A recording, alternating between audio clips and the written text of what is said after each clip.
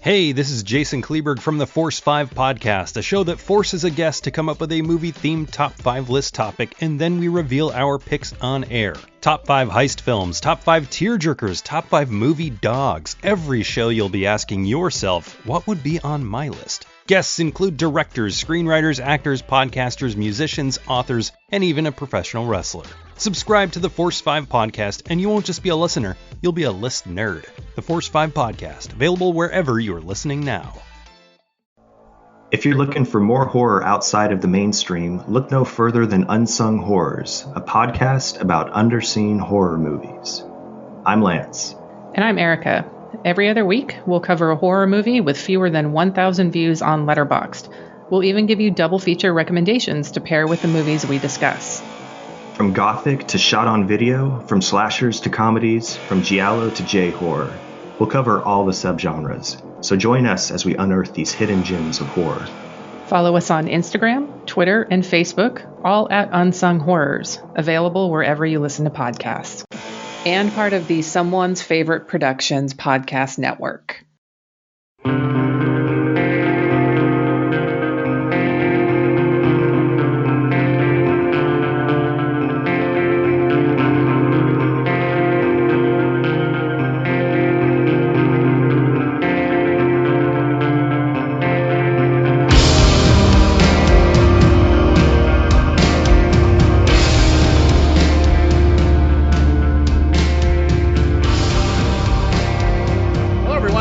Kulturecast. I'm Chris Stachiw. And I'm Sean Liang. And today we are joined by a good friend of mine, Candace. How are you doing today, Candace? Good. But not great. Not great. Because you had to watch Mad Max Fury Road. No.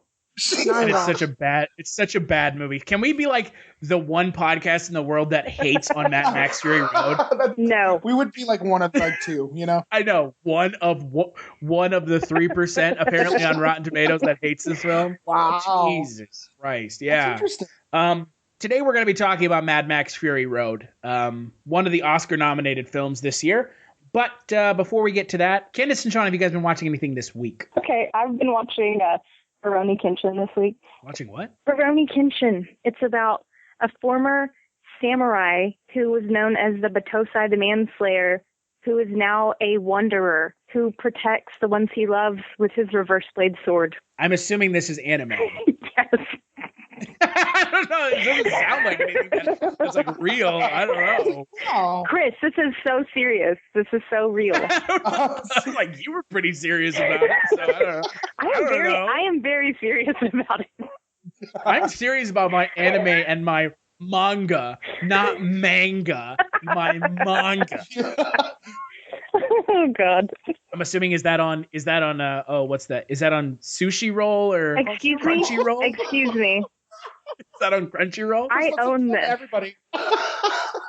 Is it like is it a series or is it a movie? It's a series. Oh. Does it have really good English dubbing? Yeah, it is good. I like the ones where the dubbing is bad. Yeah, those are my favorite. No, it's funny because the dubbing on it is actually really good. And I'm actually rewatching it because they put the first season of it up on Netflix, but I do own it. So see, like I've never been able to get into anime. Yeah. Which is weird. And I know you and I have had this conversation before, but I don't know why. I mean, I like animation. I like cartoons. Yeah. Mm-hmm. For the most part. I'm with you.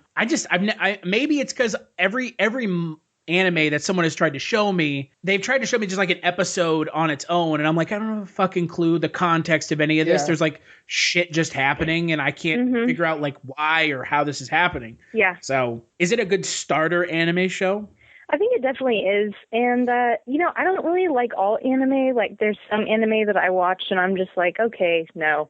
Like, Attack on Titan, a lot of people really like that show, but I just thought it was, like, really brutal. There wasn't any humor in it at all. I basically like the anime that, like, a 12-year-old boy would like.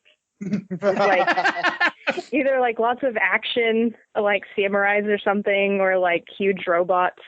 Yeah. What about Death Note? I did like Death Note, honestly. That's the one of the only other ones I know. That sounds or what is intriguing to me. Yu Yu Hakusho, is that a thing? I've never seen that one.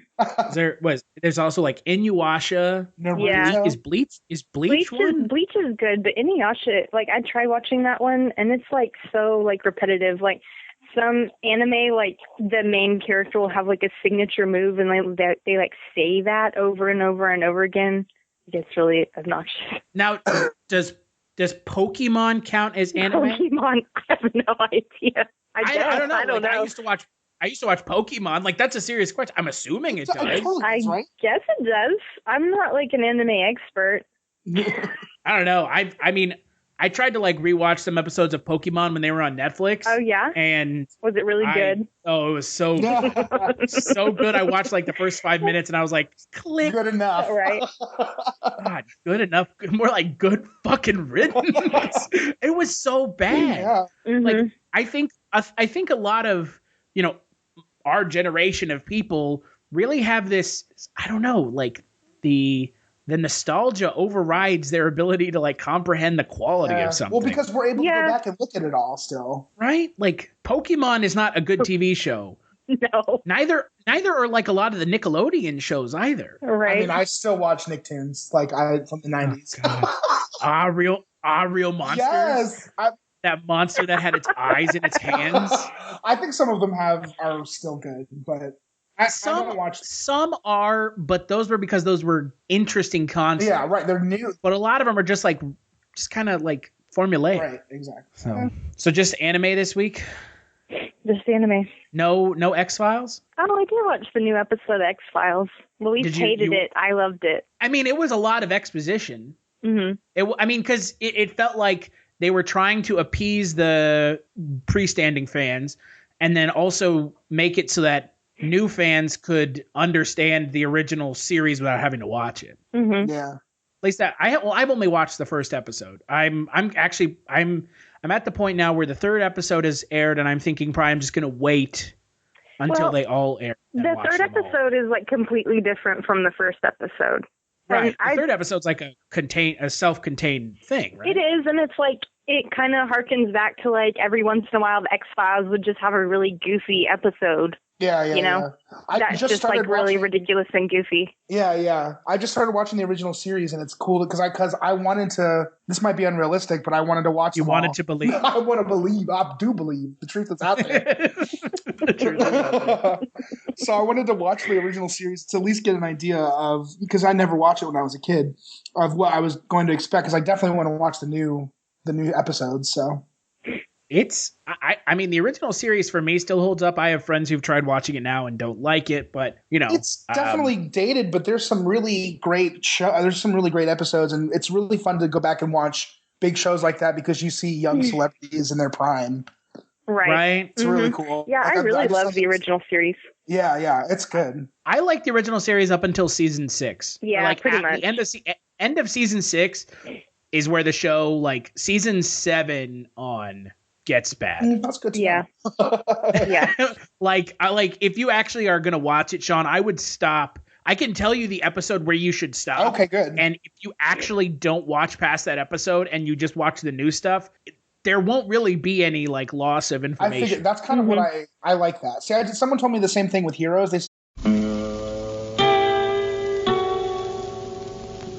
Hello, filthy movie lovers. My name is Gentry Austin. And I'm Casey Scott.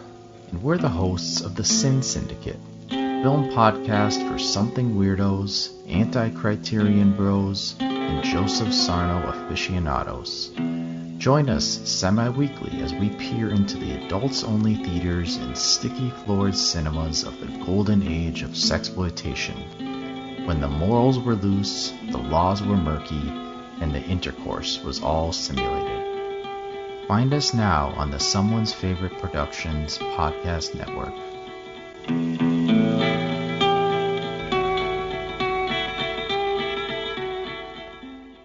Said to stop watching after the first season.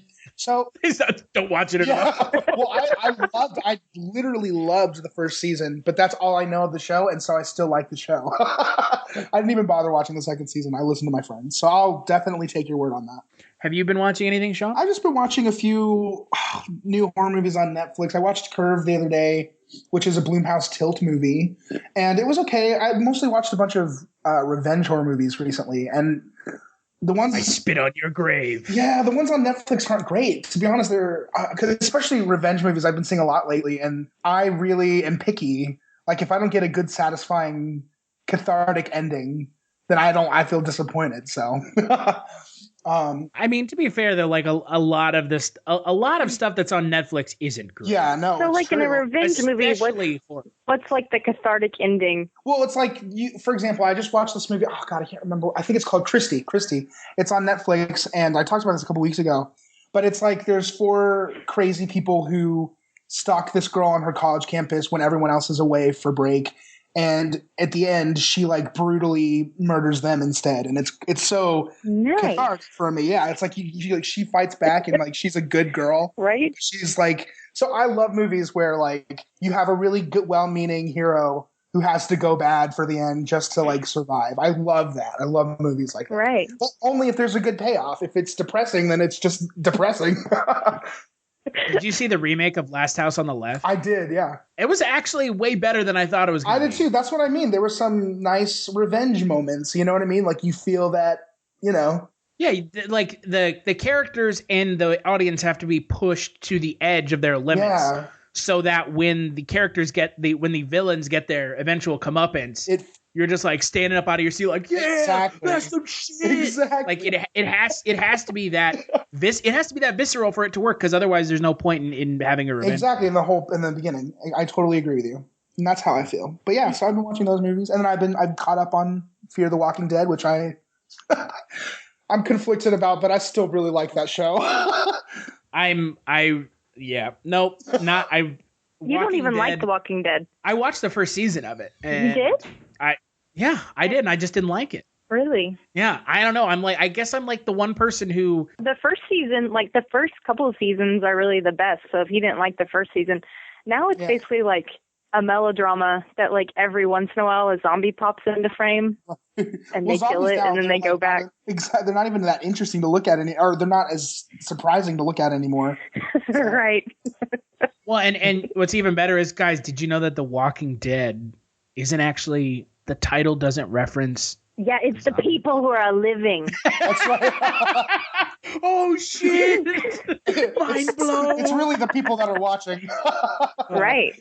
But yeah, it's I've noticed that a lot of my straight male friends don't like that show, and there is a lot of like really drama. It seems very melodramatic. There is, yeah. You know what I mean? And but I love that stuff. And it's sad because like I've read the comics, all the comics, and they are so good. I don't understand why they went so far away from the storylines of the comics, because they're just so good. I mean, they're everything. They're dramatic. There's lots of zombies, lots of action. I mean, I just don't get that. I understand they wanted to keep some characters alive just because they were popular, but I really don't think they would have had to stray that much from the actual story. Right. Well, I mean, true. I would think that their reasoning might be, if they do the show, you know, parallel to what's going on in the comics, like the exact same thing. No. Their reasoning might be people aren't going to watch it, which I think is like really dumb. Right. Like really dumb reasoning. Like people aren't going to watch it because it's the same. Okay. People have watched other shows like God, what's the name of that show on HBO? I mean, that pretty much Game of Thrones pretty much follows like the plot of the books. I mean, pretty much. I mean, now it's getting off a little bit, but I mean, the same stuff is happening in the show that happened in the book, and lots of people watch that, you know? Yeah. That's another show I can't get into. Again, I can't either. I'm like scum of the world when it comes to the TV shows I don't watch. I don't watch Walking Dead. I don't watch Game of Thrones. So I've essentially just cut out like 3/4 of all merchandising from TV shows made in the United Chris, States. Chris, that's why we love you, because you're so unique. Yeah, I'm a fucking hipster. You can say it. Let's see. What have I been watching? You know, nothing. Nothing that we're not going to be talking about. So I rewatched Zodiac, but that's because we did a bunch of that's because we're doing a bunch of interviews for it. So I've rewatched it like 4 times in the last 3 days. So I did watch one thing this week. One other thing. What? Mad Max Fury Road. Oh my God, that transition! Drop the beat. Segway. Oh my God. Well, let's talk about Mad Max Fury Road. Since you brought it up, let's talk about it. So, film came out last year, 2015. It is nominated for Best Picture, along with George Miller being nominated for Best Director. It's also nominated for cinematography, costume design, and film editing and special effects as well, I believe. It's nominated for like 11 things. And the IMDb synopsis for the film is: a woman rebels against a tyrannical ruler in post-apocalyptic Australia in search of her homeland, with the help of a group of female prisoners, a psychotic worshiper, and a drifter named Max. It is by my hand you will rise from the ashes of this world.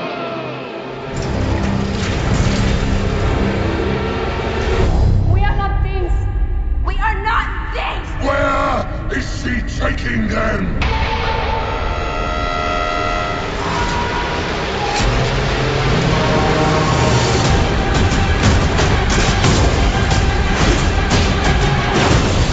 I want them back! They're my property! Oh, what a day! What a lovely day! Candace, you've seen this film Through before, this? I have. correct? I have. What are your thoughts on It was wonderful, spectacular, and I enjoyed every minute of it. And I would like to bring up one thing that I thought was really interesting about the director, George Miller. Did you know that he produced and wrote Babe? And he was And also Happy the director of Pig in the City, Happy Feet 1 and 2. Right? That is it's insane. What kind of sick mind? It blows people's mind, too, when you're like, George Miller, the last movie he directed before Mad Max was Happy Feet 2. Yeah. And people are like, what the fuck are you talking about? Yeah, like if you look at his resume, he like literally directed like all of the first Mad Max movies and then Babe. It's just crazy. Wow. But I think that really speaks to his versatility as a director. Yeah. Well, yeah. He also directed my favorite segment in the Twilight Zone movie, which is a retelling of Terror at 30,000 Feet, but instead of William Shatner, it's John Lithgow. And it's so good. Yeah. I love that movie. Oh my God. Well, except for the part in that movie where people actually die, but yeah, we won't talk about that because that's some depressing shit. Sean, yes, I know you hadn't seen this film before, Mad Max. What are your thoughts on it? Well, okay, so when I watch this movie, it's hard. It's so hard. We're watching all these movies that I have no affiliation to. So I didn't know that this movie was like a sequel or at least part of a franchise until I was watching it with my friend. And I had to watch it twice to really feel like I saw the movie.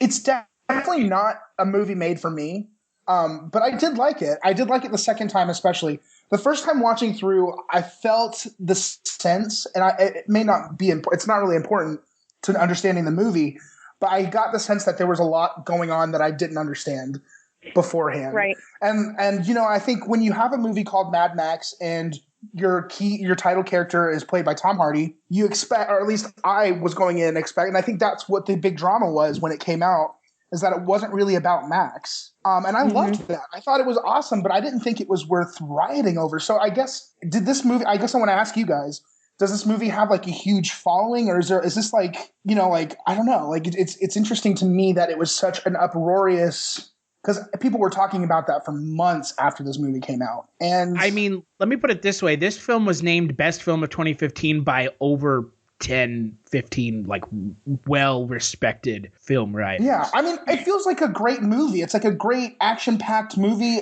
The story is simple enough to where you don't need to have a lot of talking, which is great for people who like that kind of stuff. I don't know, like, I really was able to enjoy it, but it's just, like I said, it's not the kind of movie that I love. Well, about what you said about there being a lot of stuff that happened, like that you felt like there was a lot of stuff that happened before that movie. Since I knew that Fury Road was coming out, and I had seen like the second Mad Max, The Road Warrior, and I really liked it.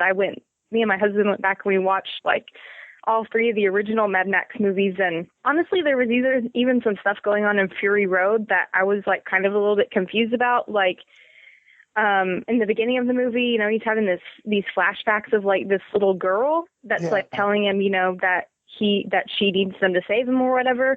Well, like in the first Mad Max, he has a wife and like a little son, not a little girl. So I was like, where did that come from? It turns out there was actually a series of comic books released in 2015.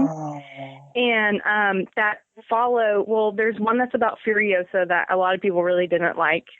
There's one that's about Immortan Joe and Nukes, like their backstories. And then there's two that are about Mad Max that track what he was doing between like Thunderdome and Fury Road. And he actually met up with like this lady who saved him actually in these circumstances after like a huge Thunderdome fight. She saved his life and he went and saved his little girl, but they ended up getting like ran over by a gang in the end. So like that's where those flashbacks are coming from. But even watching the movie, I was like, what? Like where did that come from? I must have missed something. Well, and you know, and I'm kind of with Sean, and I've had to watch this movie 3 times. The first time I watched it, it's not that I had no idea what was going on, but this movie is, in the nicest way, fucking sensory overload. Yes. Like everything about this movie is sensory overload. It never stops. Yeah. The movie is a car chase for 2 hours, which is great. That's one of my favorite aspects of this film. But if you don't go into this film with the right mindset, this movie will be overwhelming to the point of absolutely what I'm assuming what you felt. Exactly. Right? Exactly why I had to watch it a second time by myself alone, like in the dark, so that I could focus, because it's like as soon as they drive into that sandstorm, it's like you're watching like a fucking acid trip. Excuse me. Like I thought that was so beautiful. Like that's the most beautiful part of the movie. It's a weird thing. It's a weird mix of CGI and it's definitely a style. So I can definitely credit it to him. I think it's a great thing, but it definitely is overwhelming if you're not ready for it. And I was not ready for it the first time. It's in regards to films that I think we'll look back on and say, man, this film was a little overrated. This film, it really edges towards that. Yeah, I agree. I think any movie that gets a lot of hype, you know, I mean, it's like that. But this movie in particular, Chris, like we've been talking about this the whole year. Everyone has been telling me how great it is, and I've heard so much talk about it that I like even like arguments like, and I don't even know what the main issues were. Like I know that you were talking about it a little bit, Candace, that the audience had issues with, but like it just got so much word of mouth. You know what I mean? There was just so much talking after the movie came out that I'm just surprised I didn't love this movie and I just liked it. You know what I mean?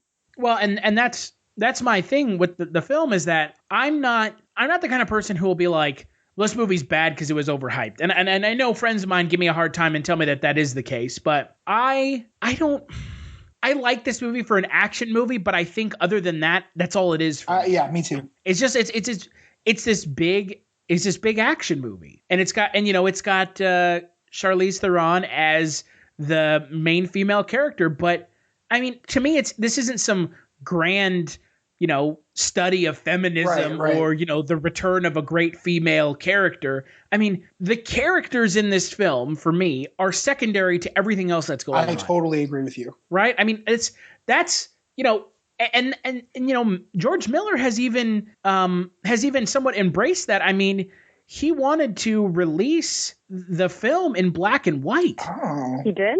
On the Blu-ray, and he did. And he also wanted to release a silent version of the film. Wow, that is fascinating.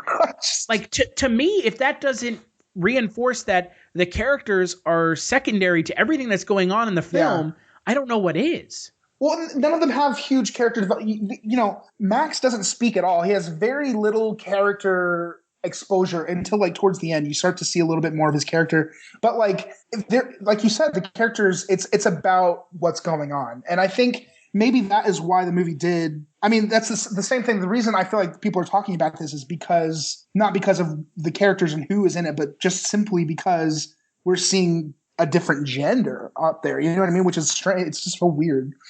I don't know. For me, it's not. I don't know. Like what I heard about it was, like the whole feminism thing. That's what people were talking about. Well, and that Furiosa, played by Charlize Theron, is like the new great female action star, Right. Well, and that this is like a return to the days when Sigourney Weaver was fighting the female alien in Aliens. I think that's a little bit of an unfair comparison. Alien and Furiosa? Me. Yeah, because I think Ripley is a way more fleshed out and in-depth character. I agree. Mm-hmm. And even just in Alien alone, like not talking about, Ripley in 4 films, Ripley in the first film is more fleshed out. And I think that when you're looking at films like Mad Max Fury Road, you do have to look at other films that have female protagonists in them. And the one that everybody always remembers is Ripley in Alien. I guess I don't know. I think this movie does. It definitely is a feminist. I would say a feminist movie, which is great. And I think that it's not for the reasons that that most people have talked about it as. I think that this movie was made for men, like primarily. It's for that. It's not a 4-quadrant movie. You're not going to I don't know. I just don't expect to go, I would expect this for men, and the whole movie itself is very hyper masculine.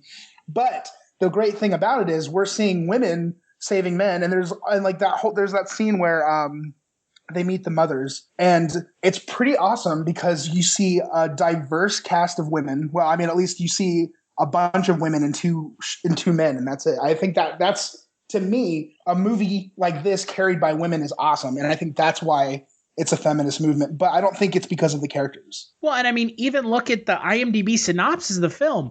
The last word in the IMDb synopsis, which is, 30 words long, is Max. It's Mad Max. He's not even mentioned in the IMDb synopsis until the very end. Right.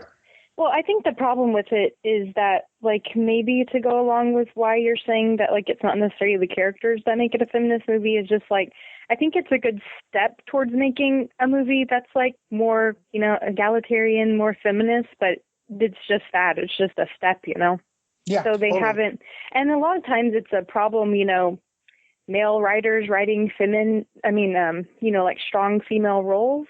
So maybe that's another thing, maybe why it wasn't necessarily because the characters, And, I mentioned Ripley in Alien, and, I've kind of was sitting here racking my brain thinking of some other female protagonists in film, in high profile films. So the things that come to mind are, Clarice Starling in Silence of the Lambs. Who could forget Sarah Connor in Terminator 1 and 2? To some extent in the original Swedish films and in the David Fincher remake, Lisbeth Salander. Right. But still, in almost all those cases, maybe not Ripley, but they still need a man to protect them, to a point. They still accomplish what they're meant to accomplish because a man helps them. That's true. And I guess in Mad Max, Furiosa is protecting Mad Max. Well, they seem to be helping each other. Furiosa and Max seem to be almost the same character. Just thinking about Furiosa's character, it's good that we've got a film that is successful as this film has been with a female protagonist. Right. Yeah, this film isn't like Kill Bill, okay? I mean, this film is not anything like Kill Bill where you've got the female protagonist is, on the main poster and everybody knows that she's the main character. Right. This isn't Kill Bill. This is a called film Mad Max, but yeah, this film is kind of a little bit of a bait and switch. You think? I mean, and that's why there were these, this uproar of people being like, protest this movie because it's the feminist movement. Like, first off, that's just really that's so just real dumb. I mean, the way that I look at it is it wasn't even really if you're going to call it feminist, it's the most basic form of feminism that there could be. You're basically saying these women are being objectified and being used as, breeders, they're called, or mothers or whatever, and they're merely escaping that. I mean, anyone would try to escape a situation where they're being held captive and being raped all the time. That's not really a feminist, if that's a feminist ideal, I mean, that's at the very lowest rung is your safety and not being objectified, constantly. So well, that was they're just doing what they had to get away. Totally. Right. Yeah. I just think that they took the element of a romance movie out of it, which is pretty good. There's a few moments. Thank God. Yeah, I mean, really, thank God, because it wouldn't make sense. But well, and then they would have actually had to have given Tom Hardy some dialogue. Exactly. Let's be honest here. This might be my favorite film I've seen Tom Hardy in because he says almost nothing. Oh, I like Tom Hardy. He's so cute. do I. I don't like Tom Hardy. I remember distinctly back to the days of Star Trek Nemesis with Tom Hardy. And most people forget that he was in Star Trek Nemesis playing a young Picard. And that's funny. He's just so it's not that he's bad, because I don't think there are bad actors. I think there are bad scripts. I just think a lot of the times I've seen him, he just seems disinterested. Yeah. He's just kind of going through the motions. I think that's kind of his thing, though. He's like tough and aloof. I like it. Yeah. So he's like a tougher version of James Franco. I don't know. I hate James Franco. I don't like James Franco either. James Franco to me is just like, you want to talk about someone who always plays themselves. Yeah, that's true. Oh, but Sean, what you're saying, like about the love scene stuff, that's one thing that I hated about the new Jurassic Park movie that came out. Yeah. Is that they had to toss in there at the end that they fell in love with each other or whatever. And I'm like, fuck, like, can we not have a movie without, like, I mean, do they have to fall in love with each other? Exactly. No, I'm with you. I think that was what I loved about it. I think the most emotional character in this movie is Nux. Yeah. And really, like, Nux is not a bad guy. He just wants approval. He just wants he just wants to do good for someone and get their approval. I agree. I loved that character. And then we die, we live again. He really had one of the biggest victories in the movie, because in the end, you know, he wasn't working as someone's like tool. He chose his path and made that decision to die in the end. Instead of like just being, you know, objectified again as just like a war boy or whatever, you know, he got to make his own decision about that. Yeah, I thought that was cool. He was looking for his glorious death and he found it. Exactly. I love that witness me. Oh, that was a powerful line. I like that. I mean, he's my favorite character. In the film. He was good. Aside from that like weird midget thing that's like in the chair. I'm so glad you said that, because he was my favorite too. I don't know, and that's one of my things with the movie is there's just so much shit that's going on that's given no context that it really adds to the overwhelming feeling that one gets with the film. Yeah. It's so overwhelming because a lot of the stuff just like, oh, there's like this giant dude who looks like he's got like a weird thing on his face. And then there's the guy who's like a weird little baby man who's like talking in this like really strange voice. Like there's like all this stuff that's going on that no context is given to. Mm-hmm.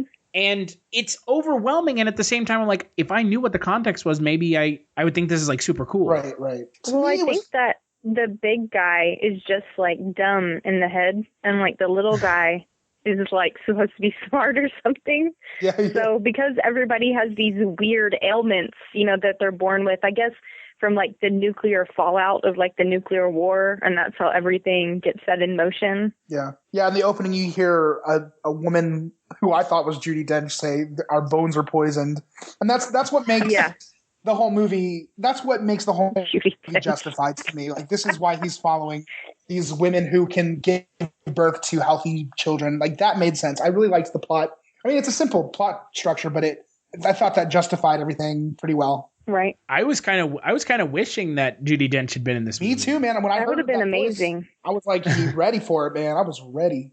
I'll tell you what, though, I do like Hugh Keays-Byrne as Immortan Joe. Yeah, you know that he was the bad guy in the first one, Toe Cutter? Right.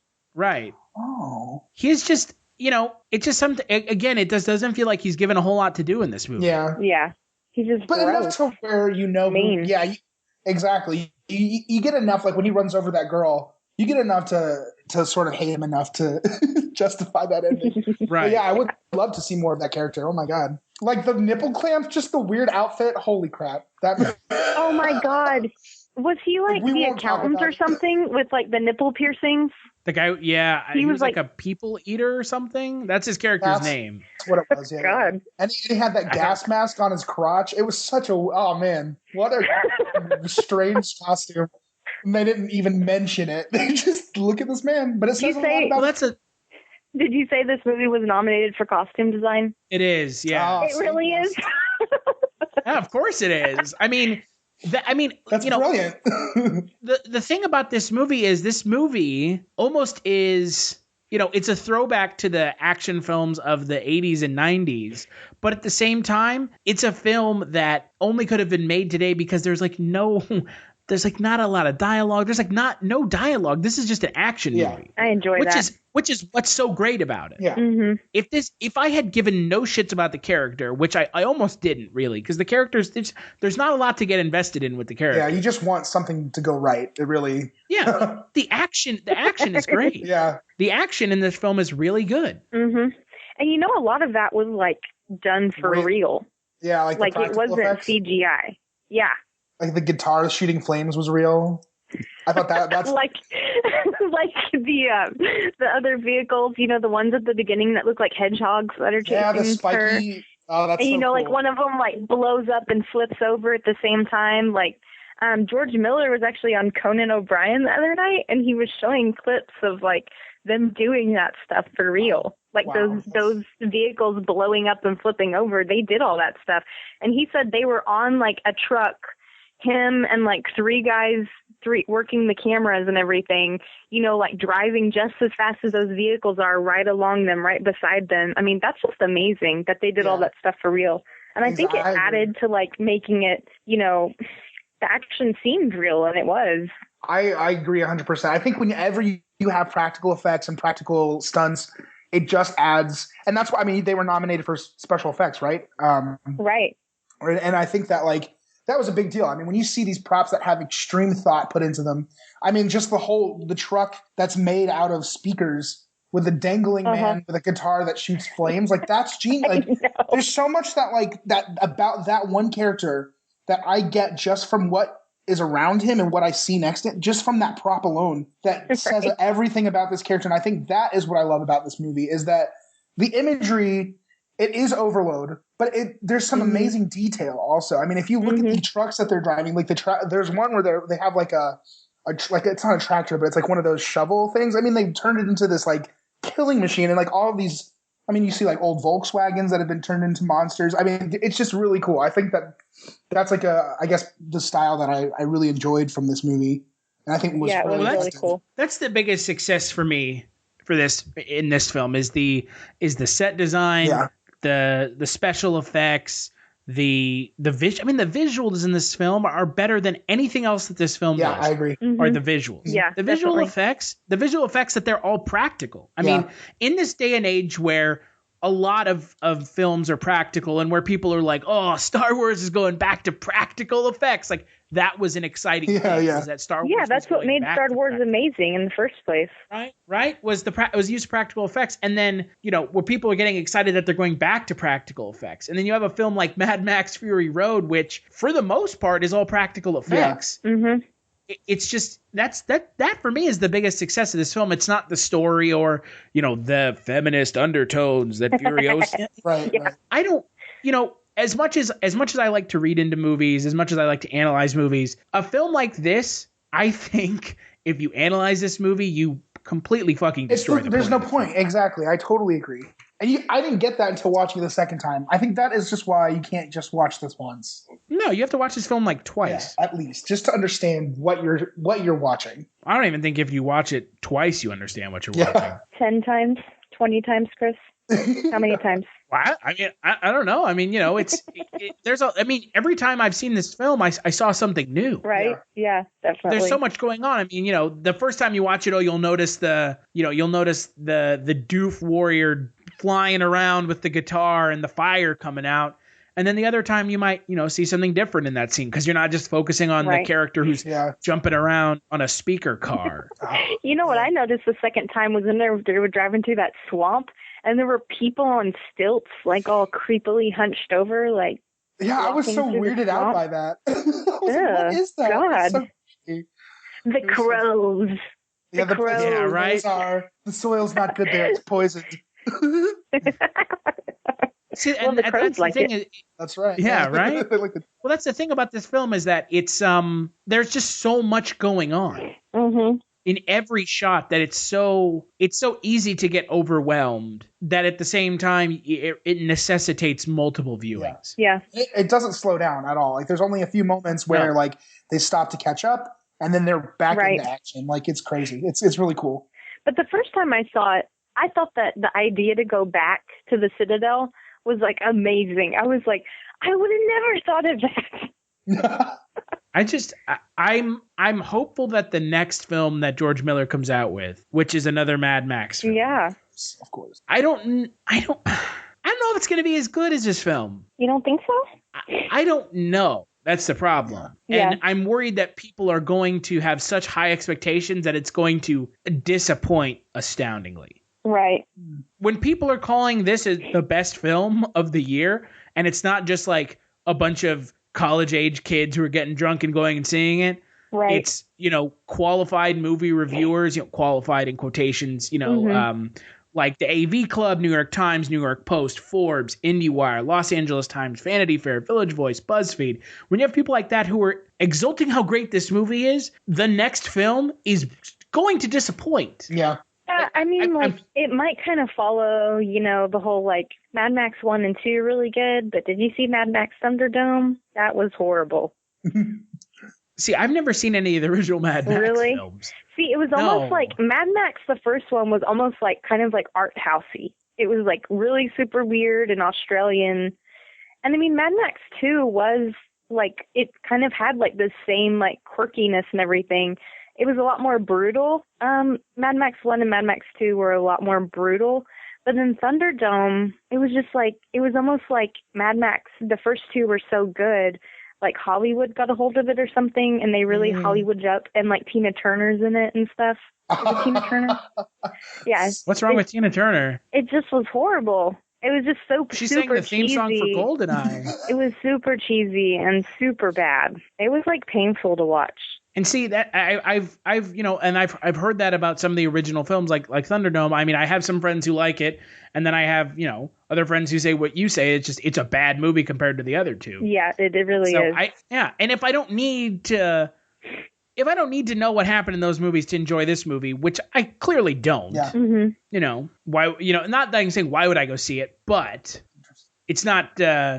It's not like Star Wars where you have to go see 4, 5, and 6 to understand what happens in 7. Yeah. Mm-hmm.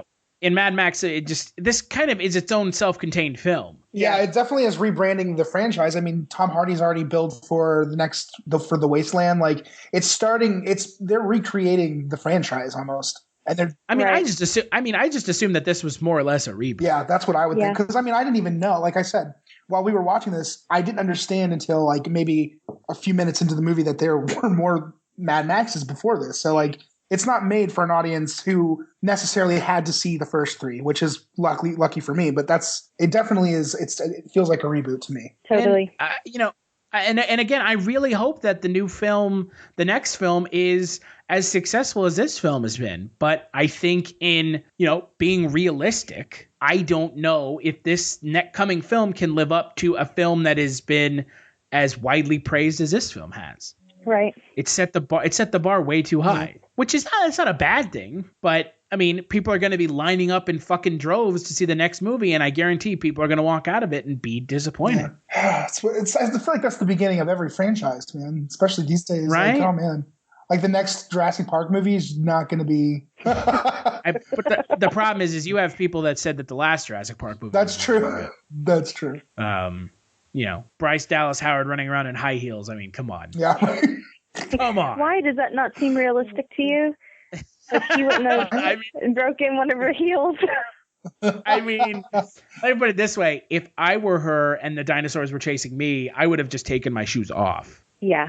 Exactly, me too. Nike gonna start making pumps. I remember when we reviewed that, Sean. Yeah, you were on that podcast when we watched all 4 of the Jurassic Park movies. It was awesome. I think that this was the most successful of the return to franchise films of last year, though. Yeah. Oh, yeah. I mean, it feels like I said, this is a good movie. It's just, to me, after having a year of hearing feedback, it just was overrated to me. But I liked this movie a lot. I did like this movie. You should blame other people for that, Sean. Yeah, it's all their fault. Stop ruining my experiences. I mean, you're right. I mean, this movie really was like people were like going batshit for this movie, like telling me how it's like the best thing that they've seen and this, that, and something else. And you can only ignore that kind of stuff for so long. Yeah, exactly. And then, like, before you give in and go see it. Yeah, right. I mean, well, I wanted to see when the trailers were coming out for this movie. I swear to you, this is what I thought. I knew that Mad Max was a video game, and I was like, "Oh, look, they're making a live action movie of the video game." And I was like, "I'll see that because Tom Hardy's in it. Oh, and Charlize Theron's in it. I will definitely see it." Like, afterwards, I realized I had no idea what I was talking about, and you know what I mean. So it was just a really, like, I had to get myself in the right mindset to watch the movie and then to completely strip out everything I've heard before. You know what I mean? Mm-hmm. And I still think this is a good movie. I do believe it belongs in the Oscars this year. I don't know if I think it's the best movie. I'm like I said, this wasn't made for me particularly, but I don't know. It's not a bad movie at all. I think, and we talked about this last week when we talked about The Martian. I think this film is another pretty safe nomination. Safe? Because safe. I think that this is safe, and I can justify in my mind why it's safe. This is a safe nomination because of how popular this film was. I agree. I was going to say it's safe differently than Martian. Aren't usually the nominations like not necessarily movies that are popular? But you can look at it one of two ways. You can look at it as all the films are they're deserving of it, whether or not they're, popular. But the Academy tends to, if a film kind of captures the public zeitgeist and the film-going zeitgeist, like Avatar did, surprisingly, they nominate that movie just so they can try to draw in the... I get what you're saying. A wider audience. And I think that was really the idea behind this. Right. I totally agree with you. I think it's different than The Martian in that they're both safe, but for different reasons. I think that this one, like you said, has gotten so much word of mouth. People have expressed how much they love it so much, or even how much they hate it. But there's that conversation going on still, and that to me is why it's nominated. And also because it starts, even if the conversations that people are having are tired by now, I'm glad people are having them. I'm glad we're discussing diversity in casting now. I'm glad that we're talking about it. And I think that is one of the main reasons I'm glad it's nominated, because I hope that people do go back and watch movies like this and say, oh, that's what was happening. I think there are better movies that are doing similar things. But this is a George Miller style film, and it is a good movie, and you can see where things are changing with our culture. So. Well, and hopefully in the right direction that they stay on this. But don't you think that Mad Max did some things like that we talked about it did it better than other movies have? As far as like the effects and everything that we talked about. So, yeah. Besides it being safe, it obviously was the movie last year with like the best effects. Yeah, but that's the thing is movies like that normally don't get nominated. Star Wars wasn't nominated for Best Picture. I think the issue is the Academy sometimes just nominates films because they capture the public's attention in a way that it's too hard to ignore it. Yeah, you can't pass it up, or that's what it seems like to me. I agree, because I don't think I've heard anyone other than Star Wars talking about a movie for so long this last year. I don't know, it's just weird, and it was noticeable to me. It's an atypical nomination in that movies that are big action movies normally don't get nominated. And then and that's what Mad Max is. It's just a big action movie that got nominated. And then you look at a film like The Martian, which is the typical nomination film, and that's a safe nomination. I think Mad Max, even though it might not seem like it's a safe nomination, I think it was a safe, very calculating nomination to try to bring in mainstream viewers who normally don't watch the Oscars, because they want to see Mad Max win. Yeah. But the problem is that films like Mad Max, just like Avatar, those kind of films just don't win, unfortunately. Well, I really loved Mad Max, but I'm still not going to watch the Oscars. Yeah. Well, you're smart. Let's put it that way. I mean, I honestly don't give the Oscars a whole lot of credence for shit. Yeah. I think that the Oscars are really, it's not really a popularity contest, because if it were a popularity contest, films like Star Wars would have already won the Oscars and there'd be no conversation. But they do a lot of stuff with the nominations that are calculating to try to get ratings or get eyes on the Oscars or get people interested. Mm-hmm. And that's what this feels like this year. Just like when they did Avatar or like when they did Juno. I mean, come on. That's right. Juno was nominated for an Oscar? Juno was nominated for Best Picture. Oh my god! Yeah, for a lot of Oscars. It won several. Oscars, didn't it? I mean, I think it didn't won. It won Best Original Screenplay. I think that's what I'm thinking of, because yeah, it won Best Original Screenplay, but it was nominated. I mean, but every couple years, there's always these nominations that stick out to me as like a mainstream pick. So this year you have Mad Max Fury Road. Last year, you didn't really have anything. I would say maybe American Sniper was that pick last year. The year before that, Gravity would have been my kind of pick for that year as kind of the mainstream eyes on the product pick. Django Unchained the year before that. You're right though. I mean, you can definitely see there's a difference. Like, I mean, if you just compare Mad Max to the rest of the nominations this year, it doesn't. There's definitely a tone when it comes to movies made for the Oscars, and you can tell, you can totally sense it. And I think like The Danish Girl is one of them, like The Martian, exactly, like The Martian, exactly, or Brooklyn, or Room. Those two movies, just looking at their posters and reading their synopsis, that sounds like the kind of film that is for the Oscars, that exists for a dramatic film that is gunning for an Oscar. Exactly. I mean, the Academy Awards. This is the same. This is the same thing that nominated District 9 at one point. Juno and also Toy Story 3 was nominated. For best film, you can sit and look at the films that are nominated for Oscars and try not to be cynical about it. But I think that you have to be to some extent. Right. Because to me, nominating Mad Max, as good of a film as I think it is, which I think it is a good movie, I don't think that's the kind of film that needs to be nominated for an Oscar, other than just trying to give the mainstream folks who normally don't care about the Oscars a film to be like, oh, wouldn't that be cool if that wins? Why don't we watch the Oscars to see if it wins? Right. I don't know, except there are some things that it did really well. Yeah. No, I agree. I think it's a mix of the two, because I think like it wouldn't obviously be nominated if people weren't talking about it. So it did hit the right nerves. I think it totally did. And the fact that it was a big, I mean, it was like a big mainstream, big budget movie where I think that is where the fact that it got these conversations started, that people are talking about it, that is a credit to the movie itself. And I think that the fact that it's nominated is because of that. You know what I mean? And I think that is that's the differentiation. Yeah, that's a good point. It did bring up like a social question, and it seems like with like everyone talking about it having like the feminist angle, and that's been kind of like a big topic at the Oscars.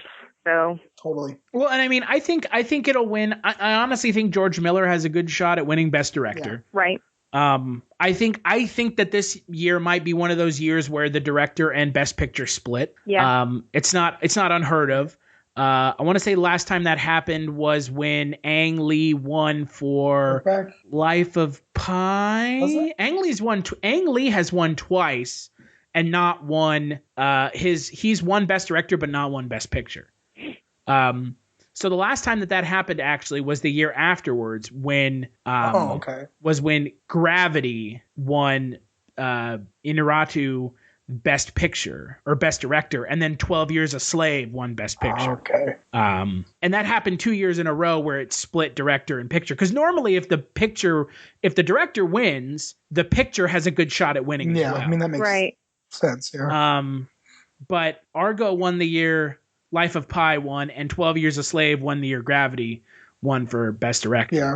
So I think that this year will be another split, and I honestly don't think that the best director needs to win. His film needs to win Best Picture. Right. I agree with you. I think best director is going to go to the person who is causing these social, uprisings. Well, and also making a film that really is unique. Right. Exactly. And of the films nominated, Mad Max is a very unique film. It stands out from the other films that are nominated.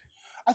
But I don't think that it wins Best Picture. Yeah. I think, like you said, Gravity is a good compare. I mean, I loved that movie, but they introduced technology in that movie. That was like a big deal. And like, it was different the way it was filmed. And I think that is one of the reasons why, just like all of the reasons Mad Max has been so popular, it's all because of these big decisions that were made by George Miller, maybe. But right. Well, we're going to do this all for real. We're not going to do CGI. Exactly. Yeah. And I think that's important to take into consideration when you're thinking about Oscar-nominated films. But, like we talked about last week with The Martian, I don't think that this film was going to win Best Picture. But I think, and, get me on the record, I think George Miller wins Best Director for this. Yeah. And I think it's deserved. I agree. I think it makes sense. I think it just is logical. Yeah. Well, Candace. Yes. Skip it or watch it. Watch it. Pretty obvious. Yeah. And, watch it. And best performance. That's hard. I really liked the guy who played Nukes. I thought he was pretty awesome. Nicholas Hoult. Yeah. Mm-hmm. He was pretty awesome. Yeah. He's probably my favorite character. He's kind of the only character in the film that actually gets any characterization. Yeah, I was going to say, he has like a nice little arc. Yeah. Yeah. What about you, Sean? I say definitely watch it. I think you got to watch it more than once too. So you got to sit in that boat for it. But it's worth it. It's definitely not your typical movie, which is great. My favorite performance, man, let me think about it. That's hard because like you've been saying, it's like they're pretty much one-dimensional characters. But man, that's hard. Okay, I mean, I guess I really liked watching Charlize Theron fight with one arm. She was badass. I love her. I'm going to say Charlize Theron because why not? I mean, who can argue? Did you notice that like the thumb on her prosthetic arm kind of looked like a garlic press? I did not, but I'm totally going to have to next time. Well, it's supposed to be like from found material, right? That's awesome. Right. That is like so cool. My favorite performance is that guitar truck. I loved that. Oh my God. That was amazing. Doof warrior flying around. That was sick. I love that. With the teeth and the no eyes. Oh, it's so good. I mean, for me, this is obviously a watch. And best performance, I mean, I have to agree with you, Candace. Nicholas Hoult as Nux is the best part of this movie, performance-wise. Yeah, he has like a good arc. Nicholas Hoult is actually interesting. He has some lines that are, have kind of become quotable. He looked at me, and anything, anything from the beginning of the film is, pretty memorable with his character. Again, Tom Hardy and Charlize Theron, they just don't do a lot. I mean, they do a lot, but they don't. Which is, kind of makes no sense when you say it that way. But if you watch the movie, you would understand what I mean. God, Chris, they're busy protecting everyone, keeping all this shit together, no time and driving the truck. I just wish Charlize Theron's character would have looked back at Mad Max and be like, "Sorry, no time for love, Dr. Joe," and just like driven off. God. Dr. Joe. Oh God. No time for. Well. What do you guys think this film has on Rotten Tomatoes? Wow. Well, I'm going to guess a 97 because earlier you said only 3% of people didn't like it. Yeah, me too. Oops. You'd be right. 97%. Yeah, although that wouldn't be hard to guess because that's just what I've heard. Right. With exhilarating action and a surprising amount of narrative heft, Mad Max Fury Road brings George Miller's post-apocalyptic franchise roaring vigorously back to life. Nice. I don't know about the narrative heft part. Yeah, I was a little questioning that, but yeah, there's a lot of stuff you have to kind of assume, or just not even like question. Yeah, like why are they spraying chrome paint on their face? Yeah, because a whip. That's what a whip it is. Get you all pumped up, right? Yes. I'm fucking flying high off. You get high. Exactly. Yeah. Don't you watch It's Always Sunny in Philadelphia and Charlie's always like huffing spray paint and his face is all silver? That's. Oh my God. But yeah, that's one of the things that I had to understand the second time I watched it, and that's exactly right. Yeah, it's just, I want more people to watch this movie because I'm curious kind of what some people I know who haven't seen it, what their thoughts would be on the film. But this film, at the end of the day, as high as the rating is on Rotten Tomatoes, it's not for everybody. Yeah. So that's true. But again, I think it's a really good movie. So take that. Yeah. So boom. there. In your face, 97%. So before we talk about next week's shows, Sean, anything you want to plug?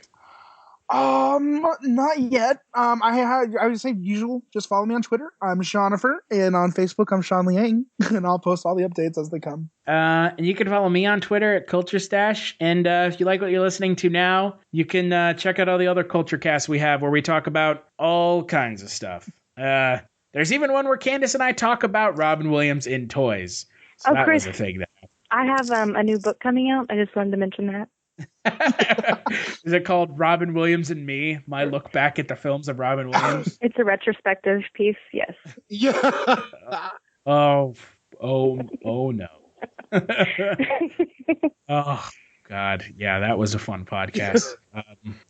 Big thanks to you, Candace, for sitting down and talking about Mad Max with us. I know that you really liked the movie, so this was pretty easy podcast for you. Yeah, thanks for having me. I really had fun.